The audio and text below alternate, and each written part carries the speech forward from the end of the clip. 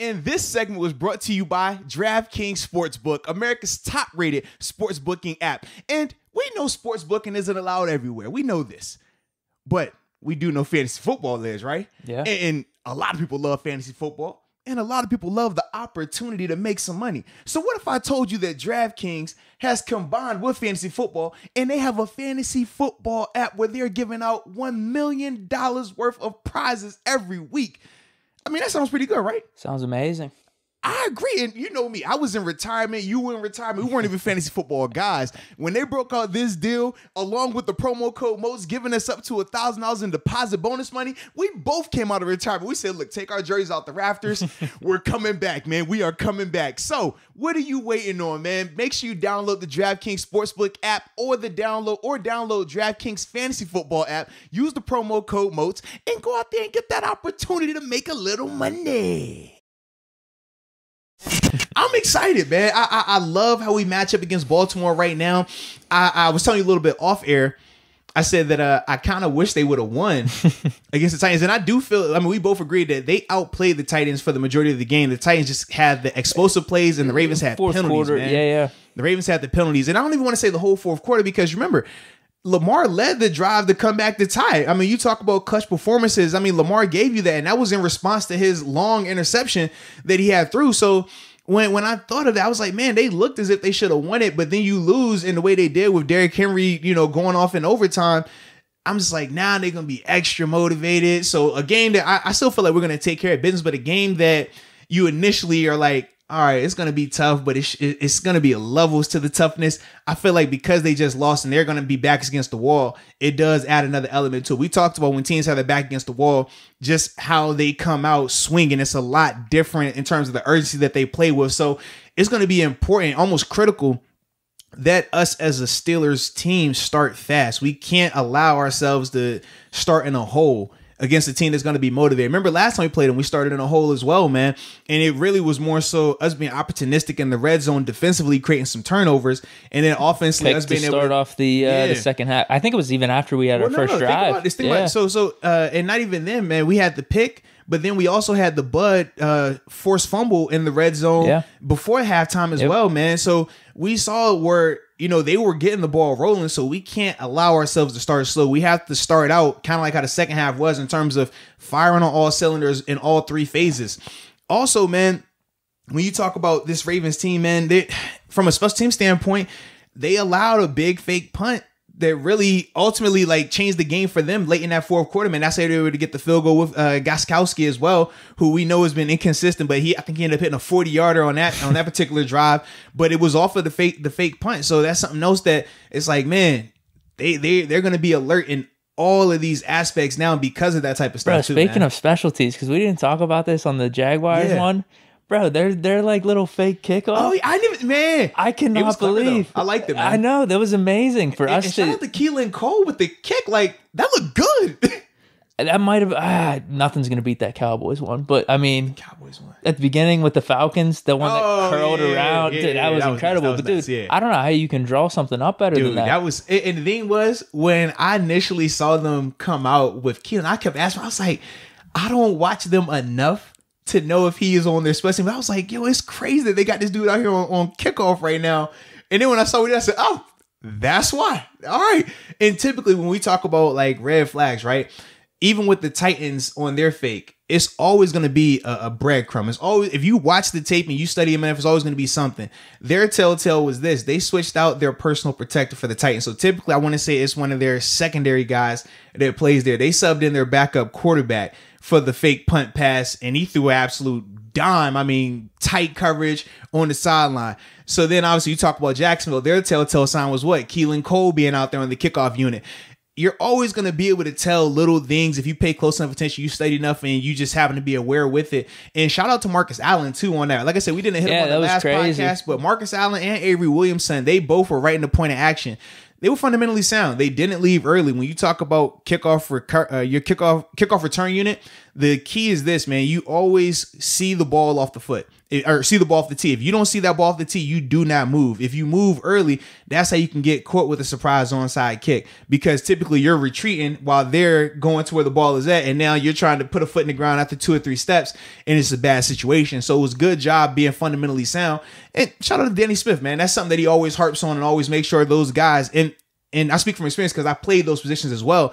He always harps on that, and he always in practice will give you those type of surprise onside looks to just make sure you're paying attention. I mean, he'll be in there just talking big water, gum in his mouth, and we're like, all right, Danny, you done yet? And then before you know, oh, surprise onside. You're like, oh, Lord, man. Like, bro, this is crazy.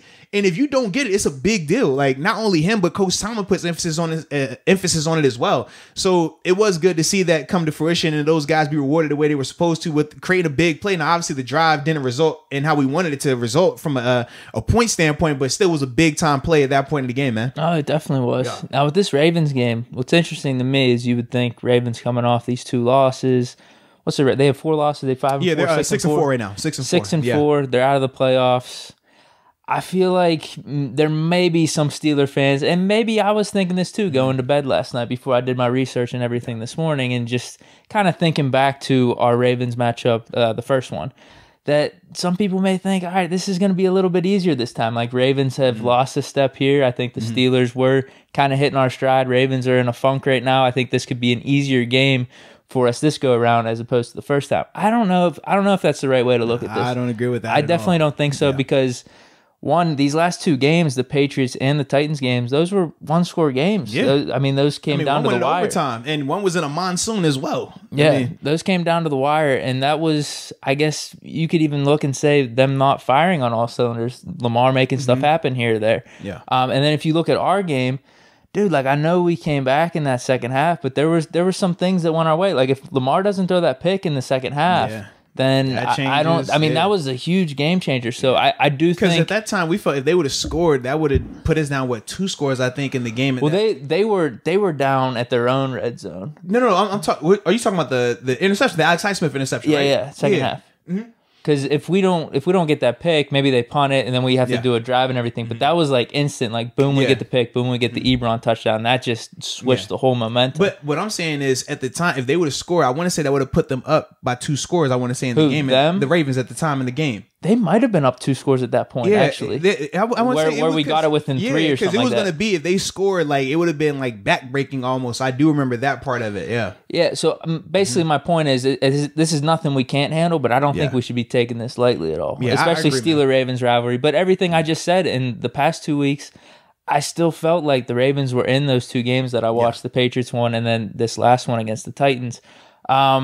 My thing is, I think we should get off to a fast start. Yeah. That's my main thing. I'm not opposed to just abandoning the run completely, firing off 5 wide, 4 wide, maybe Connor in the backfield. Let's just go at it, try to get up like 14 points in the first quarter, second quarter, whatever it is, and then play the game out from there, because the Ravens do have a tough time trying to come back from double-digit deficits. So that's what I'm about. I'll be interested in what you got to say. Yeah, I think that's kind of... For this game, let's just do it. Come on, 5 wide. Let's just 14-0 right off the bat. So I guess my question to you is this: you see it only as the positive, so you only see it as 14-zip. There's potential downsides, but that's what I'm saying. I'm willing to go out swinging like that. Okay, I'm not personally. I think I feel like we play our game the way we play our game. We've been fine. It's a reason why we're 10-0. It's a reason why we haven't, even versus Jacksonville. If we were going to talk about coming out, guns blazing against a team where that's a clear-cut mismatch, then Jacksonville would have been the week to do that. I feel like with Baltimore, as much as they're a highly penalized group, they still create turnovers. Marlon Humphreys, Marcus Peters, they still are very ball savvy. Their linebackers, they still get their hands on a ton of balls. I mean, in terms of, I think Patrick Queen, it wasn't Queen. I forgot which. I think it was Owusu. I think that's how you say his name. He even had a pick last week. Like, they do a good job of generating turnovers. So if you do go out there with the recklessness, and as great as Ben played versus Jacksonville, we still saw balls hit defenders in the face. Well, no, I don't think my theory is recklessness. I'm saying let's just. But that's what it sounds like when you say just come out 5 wides, gun blazes, take shots, and try to get a 14-zip. That to me sounds like we're trying to be aggressive from the beginning, taking all these shots, pass. If the shots are there, you take them. But I think the 5 wide and just what we've been doing with the short passes, you take what you take what you're given. But I'm willing to abandon the run game completely this game, just right off the bat. I'm just telling you that right now. I'd rather go down like that as opposed to kind of the slow start that we had last time and things aren't working. So I look at it this, though. The difference is you can have a slow start playing that way and you can rally back to the passing attack. If you start out with this passing attack and they shut it down early on or get a score early on a pick 6 or something like that, now what is your alternative? You don't have a plan B. You can't go from passing to more passing. So to me, that's why I say you come out and you play the way you've been playing. Hope that you get some carryover from this Jags game. Maybe you get a guy healthy that you can, help shore up from a run blocking standpoint. But if you go out there versus the Ravens and try that, man, I feel like it's going to end very, very bad personally. And even last time we played them, remember, we even said in that second half, it still wasn't as if Ben was lighting them up with all these completions. We said a lot of it was still, man, we're getting these calls. We got the penalties, and that helped us out in a big way. And then you complement penalties with the turnovers that the defense was able to create, and it worked out very well. I don't necessarily know if we're going to get that again. I mean, can we bank on getting a turnover in the red zone? 4 turnovers, yeah, right? 4. Was it 4? Was it 5? It might have been 3. Man, I can't remember. It might have been 4. Was it 2 picks? I want to say it was 4 total. Yeah, 2 picks and 2 fumbles. Yeah. So the one didn't really count because it was on 4th down anyway. At the end of the game, no, not the end of the game. The 4th and 2 stop under 2 minutes or whatever they call it. The Minka, they said it was a forced fumble by him. That was the one. Whenever we were pulling up the Minka stats, that was it, man. Yeah, so that was technically, 3 turnovers, but a 4th down stop. So, as a defense, we count 4th down stops as turnovers anyways. So, to say that you're going to get that again, and especially with two of those being in the red zone on top of it, that's asking a lot. I personally don't think that happens again. So, to avoid the whole, man, if we can't get that luckiness happening, I feel like you play the way that you've been playing. You don't come out here and try to do something different, especially on a short week. I feel like you come out, you try to establish that run game. If they shut the run game down, that's different. But if you go out here and you're one-dimensional from the start for 4 quarters, we've talked about some of how negative it can really get going that route. That's my only thing that I'm concerned about going that approach, man. I'm saying 10 runs are fine. You could do 10 runs. Not completely abandoned, but 10 runs would be good. 10 runs is abandoned. If you play a whole game, you only run the ball 10 times, man, I'm feeling great as a defense. Well, dude, here's what I'm saying, though, with our defense. I feel like our defense is going to perform a little bit better this week. Obviously, we talked about their offensive linemen being down. They're injured there. That happened in the game, in the middle of our game. And that helped. That changed a lot of the game for them. And we got Alu coming back, so there's that. I know they brought in Des Bryant. Their running game hasn't been doing that good these past couple weeks, so I don't know how it's going to look against us. I don't know if it's going to be more of the same as what they were doing the first game against us, where maybe these past 2 or 3 games is more of what's happening with the Ravens now and what it's going to be going forward. Honestly, though, when you watch them, they've played similar. Their issues are their turnovers and the penalties. We said when we played them a couple weeks ago, they're one of the highly penalized teams. They constantly are around double-digit penalties per game. That hasn't went away from them. So even yesterday or a couple of days ago when they were playing against the Titans, they were moving the ball. And then you would see drive stall due to penalties. And that's the part that kills him. There's not even the snaps in the Patriots game. Not even the Patriots. You snaps on the ground are going crazy versus the Titans as well. So it's those type of things that have really hindered them. But they still move the ball well. You watch them and it's like you're not seeing a ton of 3-and-outs or a ton of just stalled drives. It's all right, balls moving, penalties or the crazy turnovers and stuff like that. So that to me, that's why I guess I'm still not sold in terms of just thinking our defense is going to just stone those guys, because as much as people like to say, man, we had Lamar's number, man, we shut those guys down. They moved the ball with ease on us in that first half, and literally they're 2 red zone turnovers away from this game looking drastically different as well, man. Yeah, I felt like I don't remember the other pick. What you mean? For whatever, he had 2 picks, correct? Yeah. I don't remember the other one. No, but it was Spillane. The start. Oh yeah, the pick 6. So that's what I'm saying. I'm like, you take are we banking on a Robert Spillane pick 6 to start the game off again? I'm not personally. That's why, in my opinion, we got to come out firing. I get it. I get it, because we've talked about this how many times. The running game is important. And there is an argument for it with Calais Campbell potentially being out this game, that maybe we could get something going. Dude, I just have that feeling like I really want to get up like double digits quick. And then, I think we'd be in a better spot for the rest of the game. All right. That's just me, though. That's me. Well, who knows if it happens or not. Have we seen the Ravens get down 2 scores in the game early? I think Chiefs Patriots game. They were down. Right? They were down 2 scores. And that's what I mean. They were having a tough time coming back. They did. But my whole thing with the Ravens, the reason why I keep using that as an outlier is because of the elements in that game. We all can agree, like when you're playing in a game like that, it does change it a little bit, man. So outside of, to me, the Chiefs, I don't see a team. I haven't seen a team get up on those guys early and make them have to come from behind. Like the way that they play the game, they isolate or insulate themselves from those type of scenarios just by how they control the clock and how when they are not turning the ball over, they're able to sustain drives. Their biggest thing, like I said, is the penalties and turnovers, though. If we can find ways to create turnovers, then yeah, it's going to be a great situation for us. But to just come out and just start trying to not even think about the run, I feel like you open up more exposure to us having turnovers, which I don't want to give the Ravens offense more opportunities with the ball. I don't think that benefits us in the long run. I feel like the less time they're out there, the best for our defense and things like that. But I think we're kind of on the same page, but not really, because I think we can still control it just by passing, because we've seen it in the past. Now, you know, we've seen it situationally in the past. We haven't seen it for a whole half of football. Do we run it once or twice? I'm good with that. I hate the predictability of it's like, dude, like I just feel like we gave up 2 downs. Now it's 3rd and 12. I feel like we only call it predictability if the run doesn't work. If we go out here and throw 3 incompletions or throw 2 short passes and an incompletion on 3rd down, we're not saying that's predictability. We're like, oh, it's all right. I still don't feel good about a running game as much as because we talked about this last podcast. As much as we got the 80 yards with James Conner, I still don't feel good about it. Okay, and I'd rather be in front of that as opposed to, all right, let's see if the running game's on track this week. Yeah. And then we're sitting there in the second half or second quarter and we got like 10 yards running and our offense is stagnant. I'd rather be the opposite of that. So if you were to come out and we're sitting, I may be wrong, but this is, if I was the OC, this I'd be running things. But we know you as OC is different. We would have to say you as OC on a team that didn't include Ben. Because your mind, when it comes to Ben and how you would operate, is drastically different. If I had Rodgers, if I had Brady, if I had one of those guys, I think I'd have the same mentality. I would. All right. I would. It's cool. But yeah, I mean, I may be wrong. This is just how I'm feeling, though. This is how I'm feeling. Trust me, man. It wouldn't be the first time. It's all good, bro. I don't think there's, or at least I do think there might be some people that are with me on this. It's cool, man. There might be. Yeah. There might be. But no, I don't think you're wrong either. Like, you know, Calais Campbell being out, like I said earlier.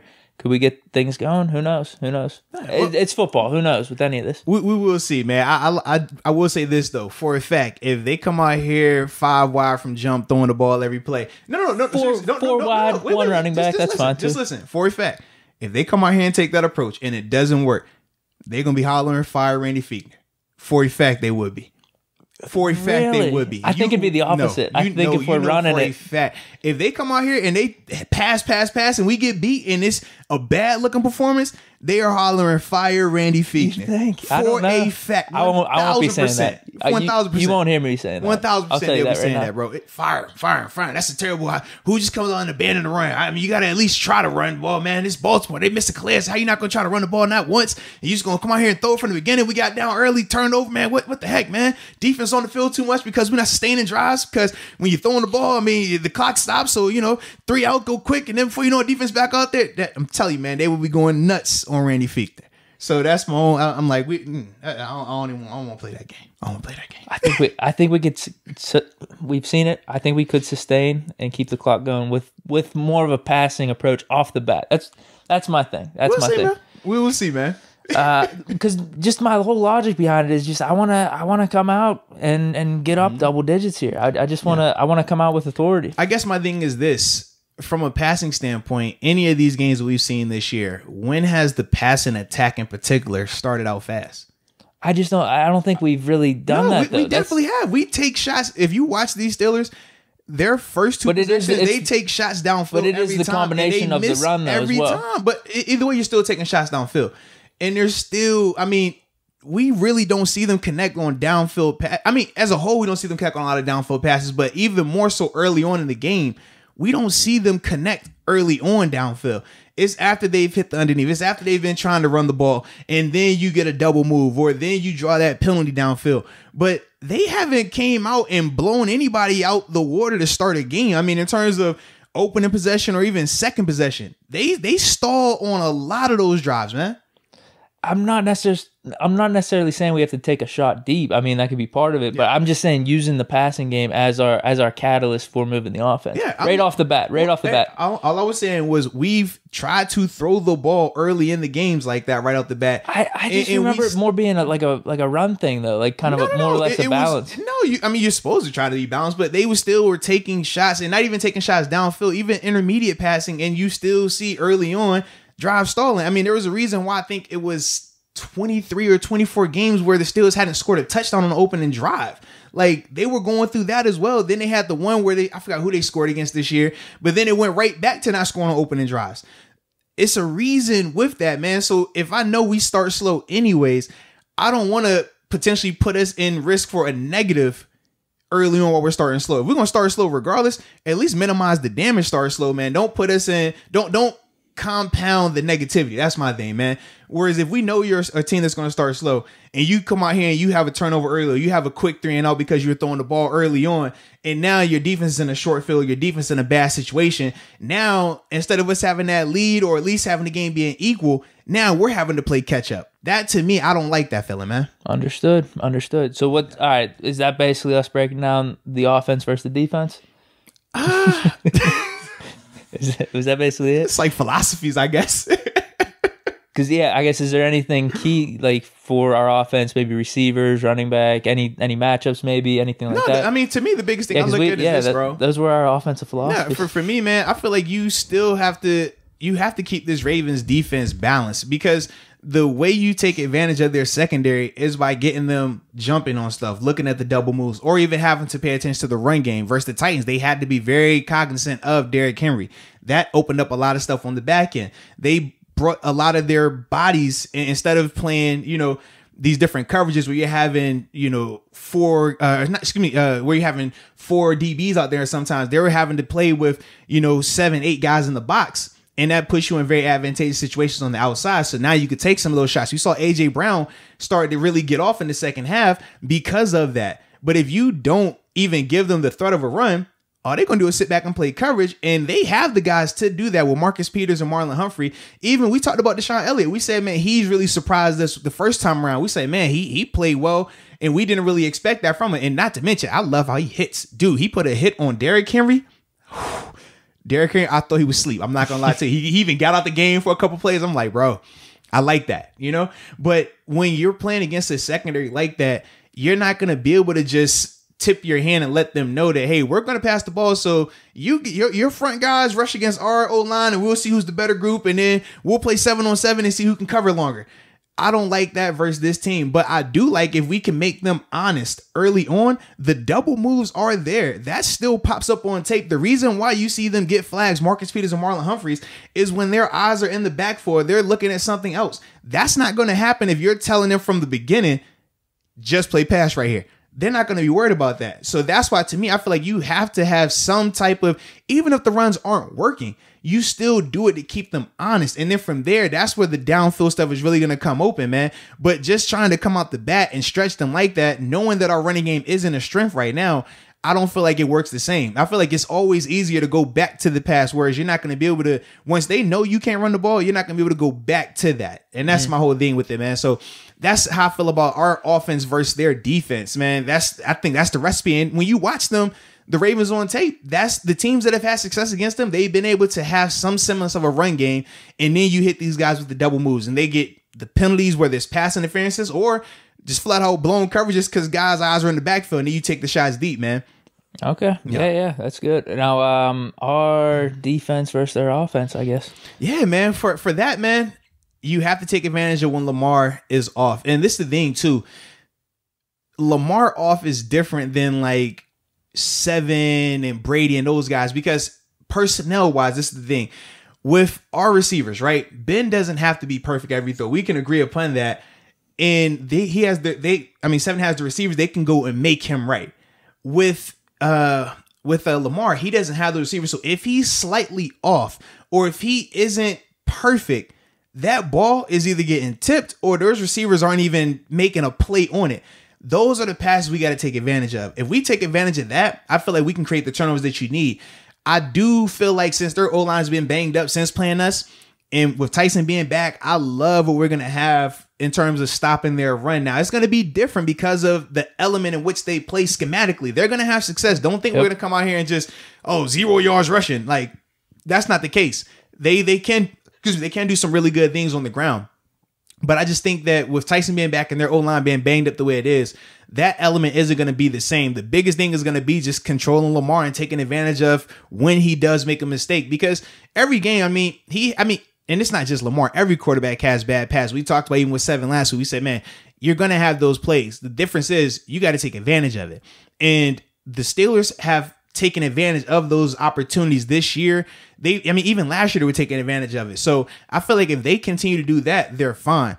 But if you allow Lamar and that offense to move the ball and you don't create those turnovers, well, then you're going to run into that issue where they're able to rack up points, where there's touchdowns and field goals. So that's the biggest thing to me, man. I feel like they're going to be fine versus the run, but I feel like you have to take advantage of the passes that get tipped, the passes that are just not as accurate, where the receiver can't come back to it. You got to get those. Yeah, it comes back to everything we talk. When did we have this podcast? It was like 3 or 4 weeks ago. We were talking about the Ravens.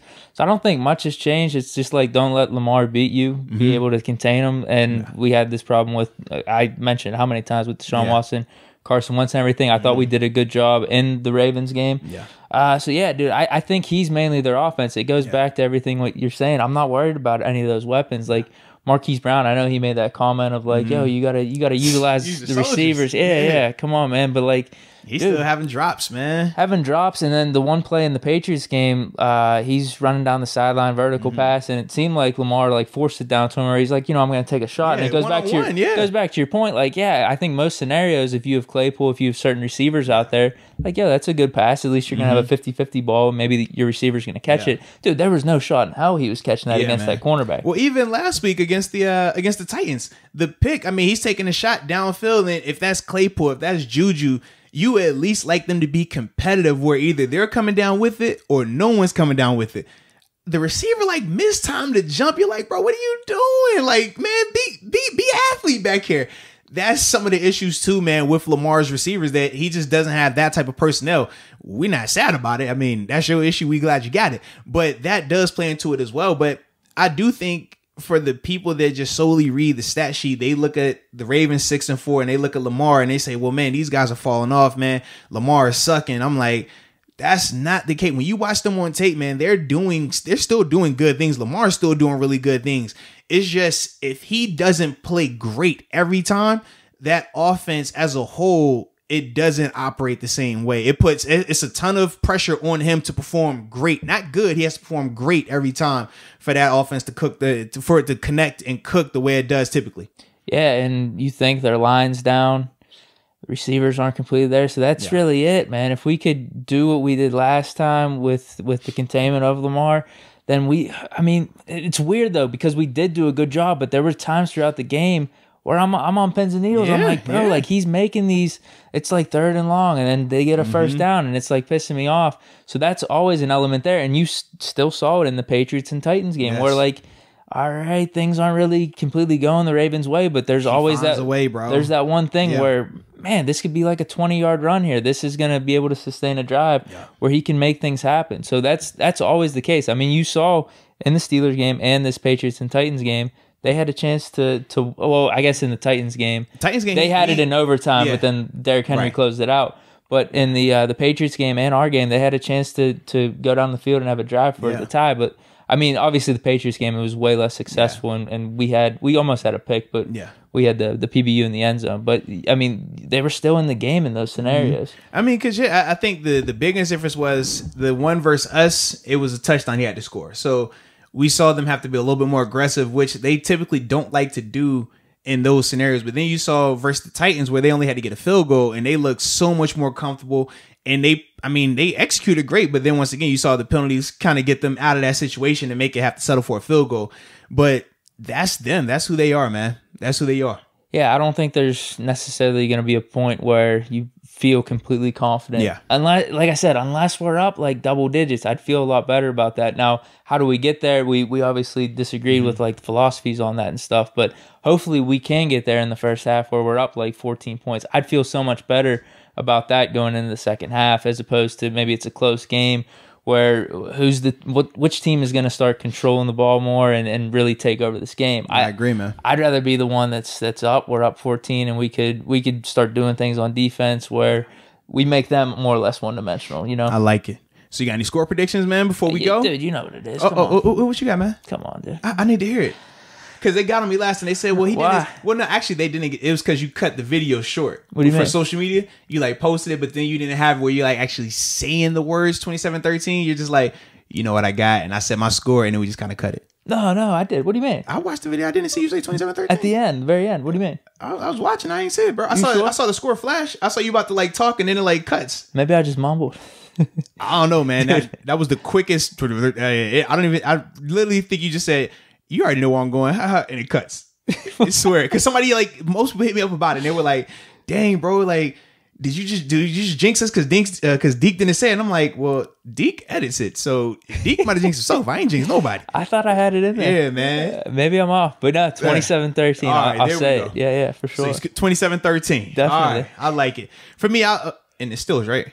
Of course. Okay, I'll just double triple checking. You never know, because I remember you said 13-3. I'm just trying to figure out. We got 6 games left. I don't know when this. Just checking. I told you, game by game, I'm predicting us to win. But not. Yeah, I mean, it's looking like they're overachieving on that record prediction here, so that's awesome. So for me, man, I got 24-21 Steelers right here. Obviously 16-0, man. That's what I'm standing by until proven otherwise. But yeah, 24-21. I think it's a hard-fought game, man. I got Boz for the money, though. Ending it. Going into the open end zone, too, man. I like that part. A little win. Yeah, what's going to happen? He's been kicking him a little left here. I don't care. What's going to happen? As long as it's left inside the uprights, is all that matters to me, man. Yeah. What's the wind going to do? Is it going to affect it? I don't care about none of that, man. I think he kicks it a little left. It's a natural draw, but the wind's going to come from the opposite side. Hey, man. Directed in towards the middle a little bit. As long as the result is a field goal that is made, that is all I care about.